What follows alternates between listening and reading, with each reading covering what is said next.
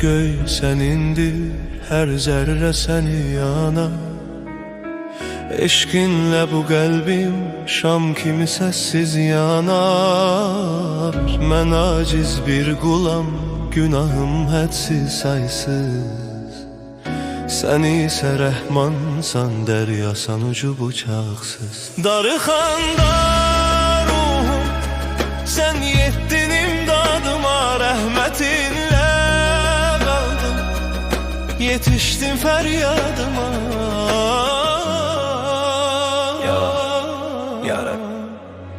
Allah'ım, elə lütfedirsən mənə, şah damarımdan da yaxınsan mənə, yoxdan var eyləyən Xaliqim sənsən, mən sənə möhtacam, sən isə təksən. Allah'ım, elə lütfedirsən mənə, şah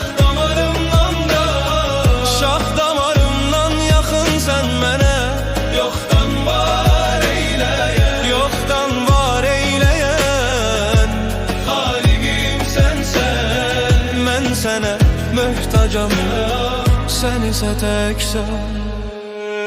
Kimsəsizlər kimsəsi, ümidsizlər pənahı, silərsən bir ah ilə dağ boyda min günahı.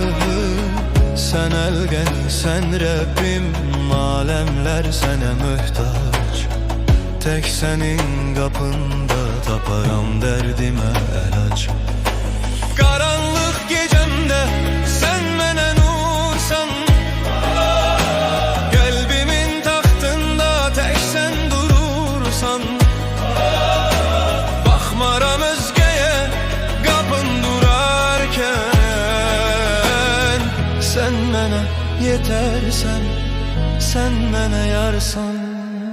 Allah'ım, elə lütfedirsən mənə, şah damarımdan da yaxınsan mənə, yoxdan var eyləyən Xaliqim sənsən, mən sənə möhtacam, sən isə təksən.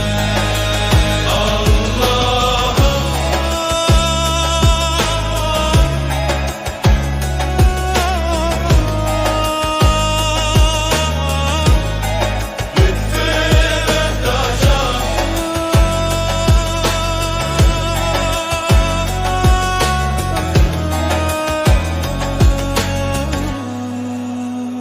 möhtacam, lütfüne möhtacam.